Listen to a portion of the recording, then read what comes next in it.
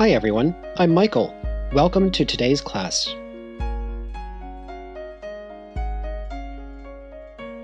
Do you like what you're doing now? Do you dream of doing bigger things? How can you make them a reality?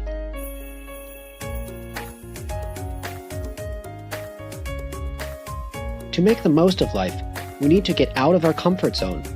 Realizing our dreams requires hard work, luck, and a lot of courage. Do you have what it takes to go after them? Or will you settle for security instead?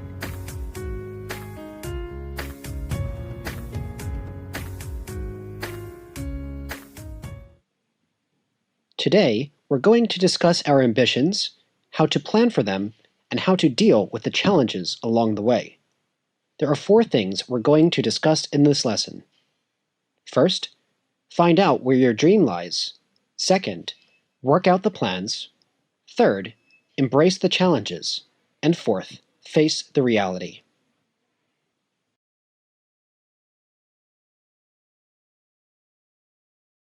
These days, we're often told to follow our dreams. We're told that when we follow our passion, we can change the world. This optimistic talk is common among startup companies. Bill Gates famously dropped out of college to found Microsoft, and so did Steve Jobs. But in order to follow our dreams, we first need to know what our dreams are. Bill Gates dropped out of college because he knew what his dream was. But discovering our dreams isn't always straightforward. Some people have general interests, but they don't have a specific goal. So, how can we figure out what we want to do? The first thing we should determine is what matters to us. What topics can we read about and discuss for hours? What issues do we care about?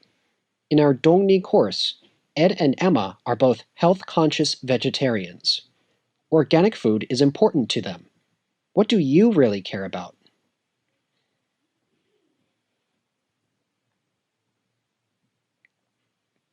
Knowing what we like to do can help us understand what we want to do. It focuses our passion into a specific area. For example, if we like helping others, maybe we should consider working at a nonprofit or charity, or working as a teacher or business coach. We should think about our dislikes too. Knowing what we like and dislike helps us better understand our needs. What do we need to feel satisfied? For example, if we dislike how we're living, what specifically do we dislike about it? Do we dislike that we're out of shape and unhealthy? Do we dislike our schedule? Maybe someone feels satisfied when they travel, but their job only gives them a week of vacation a year. That kind of person may want to do something that allows them to travel more often. What are some things you dislike? By understanding our passions, needs, and talents, we can develop clear goals for the future. We learned in Dongni that Ed and Emma were both health-conscious vegetarians. They wanted to create a business that provided healthy food to busy people. They wanted it to be something they could be proud of. To find our calling, we need to know ourselves.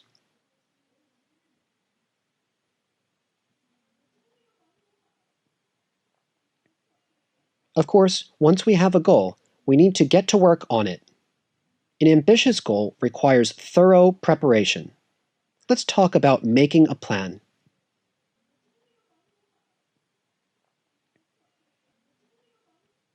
The former CEO of Citibank once said, "Details make up the big picture." Realizing an ambitious goal depends on solid planning. We need to consider our current situation, where we would like to be, and how we will get there.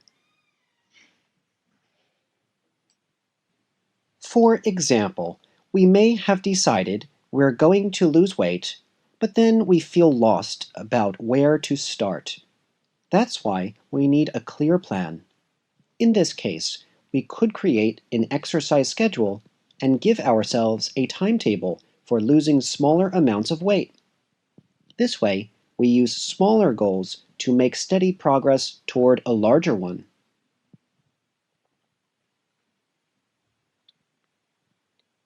Planning is also essential for any business.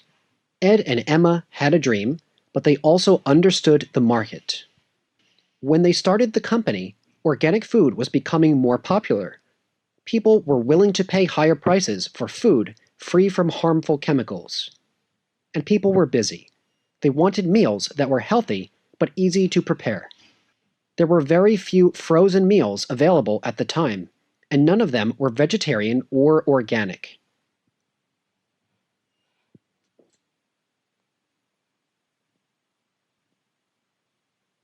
In other words, there was a gap in the market. That means there is a demand for our product, but there aren't too many similar products.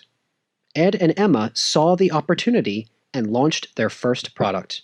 It was hugely successful. As we learned in our course, the market response was profitable beyond their expectations. Ed and Emma likely did their market research. If there wasn't any demand for their product, the results may have been different.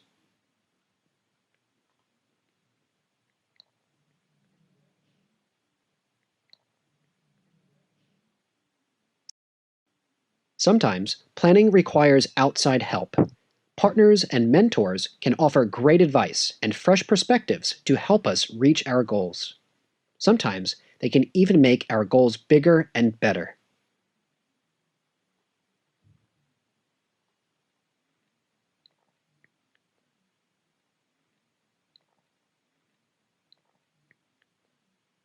A partner is someone who we go into business with.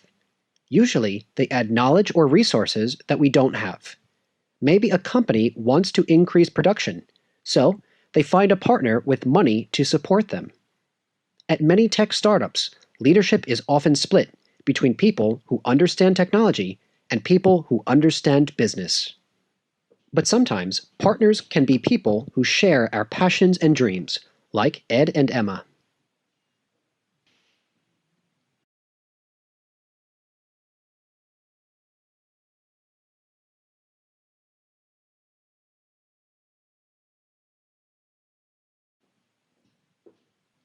Bringing a partner into a company can have many benefits. In addition to money, sometimes they bring experience and connections. For example, if Emma's Best goes global, it may hire a CEO with experience selling organic meals internationally. Of course, partners are not always good for a company. Sometimes their vision may clash with the founders. If a startup hires an experienced CEO, he may want to change the entire direction of a company. For example, maybe the startup wants to create quality products, but the CEO wants to make cheaper products to lower costs.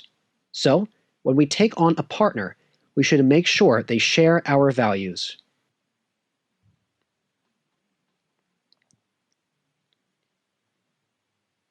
People also find mentors to help them reach their goals. A mentor is an experienced person who can offer us advice.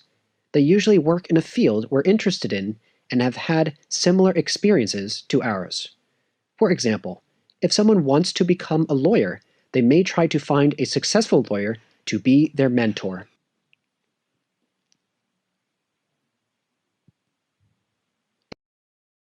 If we are faced with a challenge or a setback, a mentor can offer guidance on how to move forward. A close mentor may even provide valuable contacts or opportunities. For example, if someone is a startup founder, a mentor could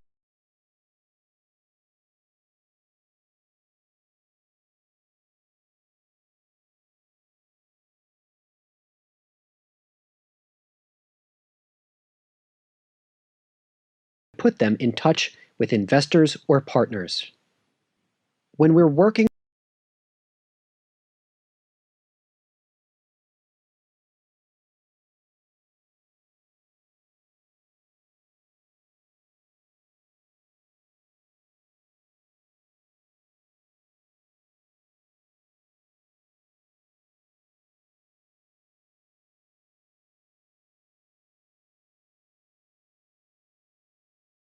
towards our goals,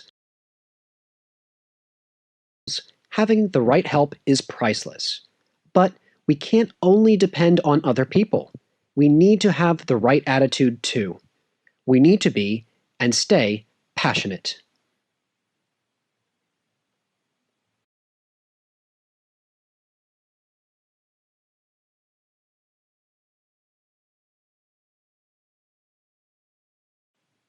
When we first set out to achieve our dream, it's easy to be passionate.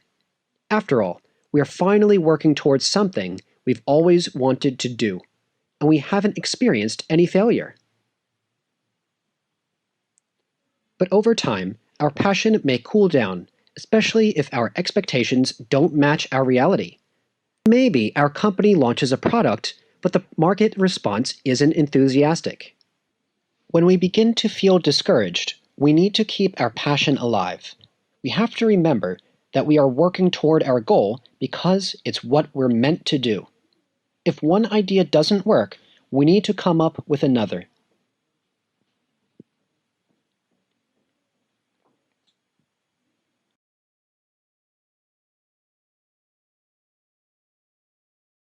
For example, Twitter originally began as a podcast site, but after Apple launched a podcast platform on iTunes and 200 million iPods, Twitter's new business had no chance in the market. But rather than give up, the whole company focused on developing new products. Eventually, they came up with the modern idea for Twitter. Good things take time.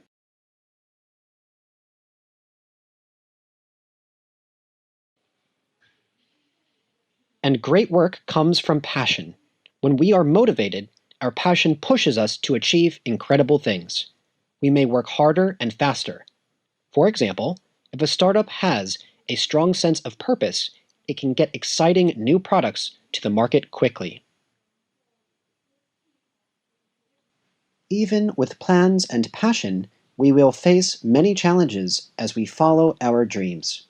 Let's talk about some of the issues that may await us and how we can handle them. To reach life-changing goals, we need to get out of our comfort zone. Many of us have comfortable jobs, but to do bigger and better things, we will probably have to abandon this safety. And when we abandon security or comfort, we will face new fears. For example, we may be afraid of failure. In most cases, to chase our dream, we have to take a risk. We may quit our job or spend all our savings. And what if something bad happens? We could lose all our money. Maybe we would have to move back home with our parents.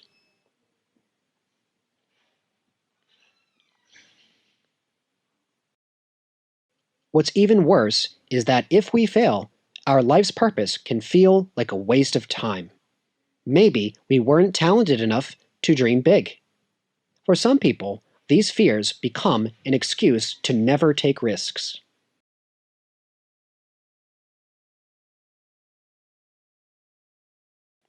But we need to embrace our fears. We should trust ourselves and focus on our work. Life isn't full of Ed and Emma stories. We have to expect setbacks. What matters is how we react to them.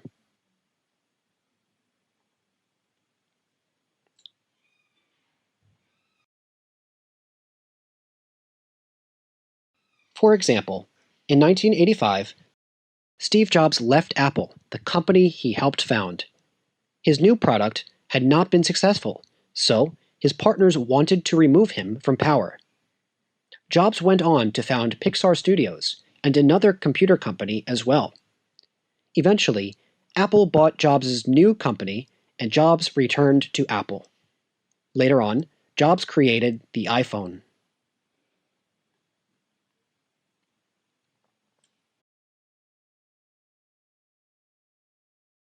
After Jobs left Apple, he must have been bitter and depressed. He could have let his fear of failing again control him. But he stayed passionate. He focused his energy into new projects and made them successful. This is why we need to keep our passion alive. Failure is temporary, and our passion keeps us motivated.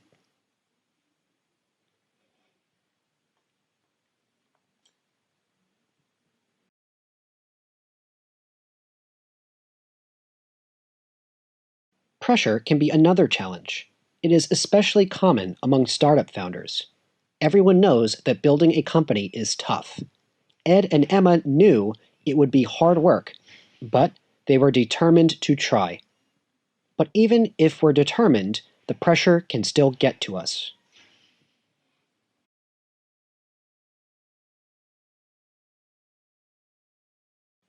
Sometimes pressure can be physical. If we are working constantly, we may get sick easily and feel tired all the time. Not getting enough sleep can also impair brain function.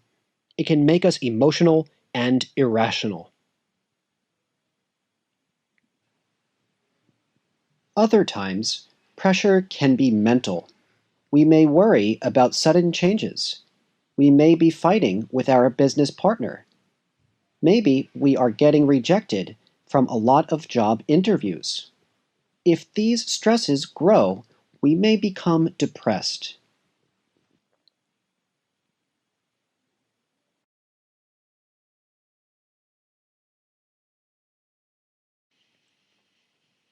So, we must take care of ourselves. We may have a lot to do, but we can't do it from a hospital bed. It's important to exercise every day, get enough sleep, and eat well.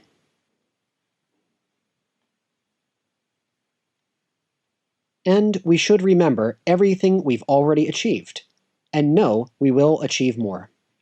If we take a break, the world will not end. Our work will still be there in the morning. A common expression in English to deal with stress is, "This too shall pass." It means that our current problems are temporary. We just need to get through them. Remember that the next time you're stressed.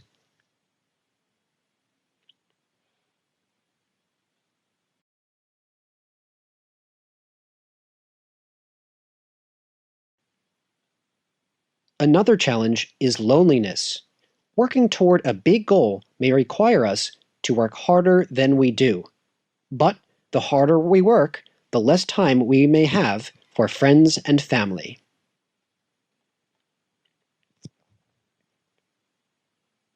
Even if we have friends and family around us, they don't always understand our problems. Without the right support network, it may be hard to express our fears and worries. So, it's important to talk to people who understand us.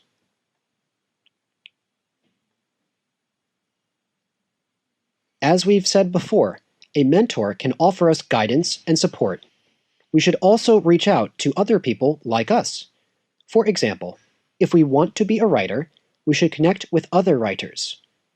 Having someone to share our experiences with can make us feel less alone.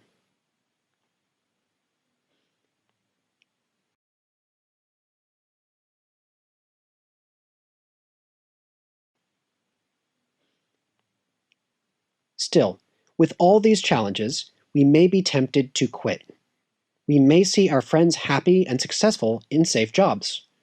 We may also want that kind of comfortable life. But as we say in English, the grass is always greener on the other side. We can't compare ourselves to others. It is easy to see other people's lives as better than our own. But actually, a friend with a stable job may not like it. Maybe they chose their job because they are afraid of chasing their own dreams.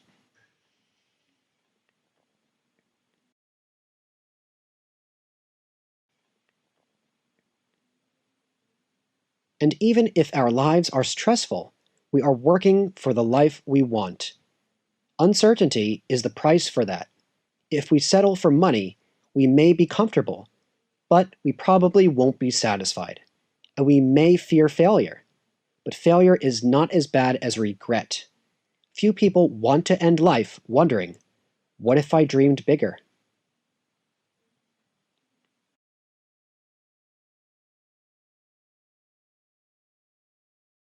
And failure is not the end of the world either. When we don't succeed, all we can do is face the reality and try again. Let's talk about how we can cope with disappointment but still move forward. When we experience a setback, we may feel bitter, embarrassed, and depressed. We may want to think about all the things that went wrong. We may want to blame others. We even want to deny it has happened. But we need to accept it.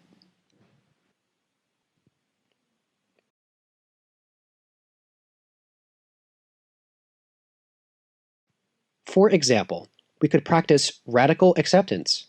This means accepting pain, but not suffering. Failure can be painful and embarrassing. We cannot change that pain, but we can accept it and move on, rather than focus on it.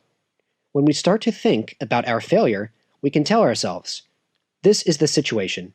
I can't change it, but it happened."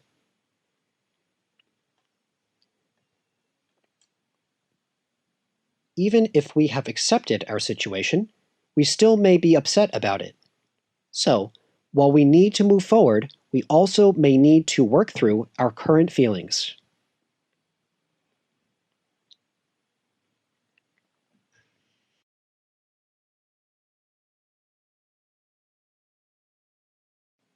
One way of doing this is to express gratitude for what we have. We may have experienced a setback, but we still have our health. Or we may have failed, but we still have money to try again. Even if we have failed, we still have a lot of good things in our life.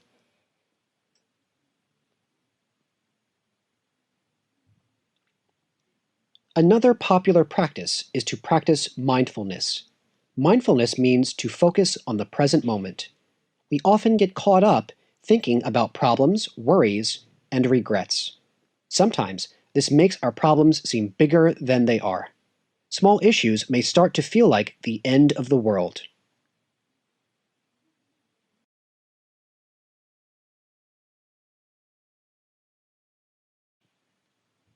Mindfulness helps bring our thoughts down to earth. For example, if we are doing the dishes, we can focus on the smell of the soap or the sound and temperature of the water. By appreciating the moment, it can put our worries into perspective.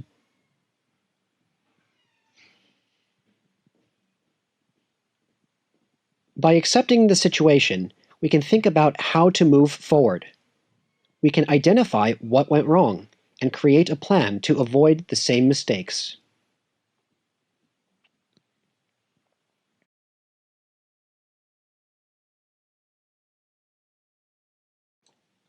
When moving forward, it's important to focus on what we can control.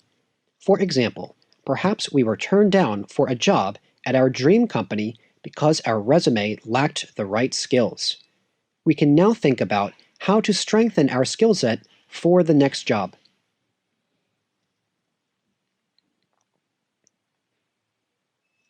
But if we didn't have a good emotional connection with our interviewer, we shouldn't be too hard on ourselves. That issue was not in our control. Remember that life can often come down to luck. We shouldn't worry about what we cannot directly change. A popular phrase in English is fail forward. It means to use a bad experience to help us improve.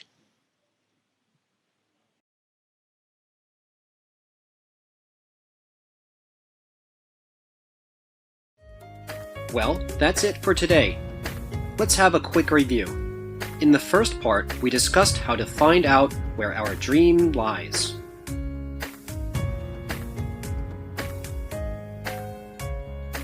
In the next part, we talked about specific ways to work out our plans.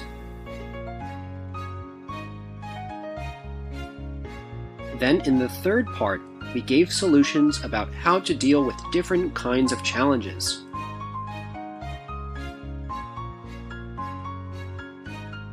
And lastly, there are several steps to help you face the reality.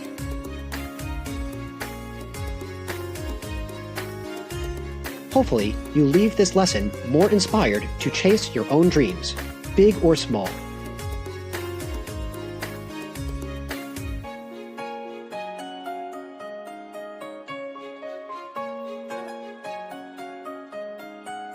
See you next time.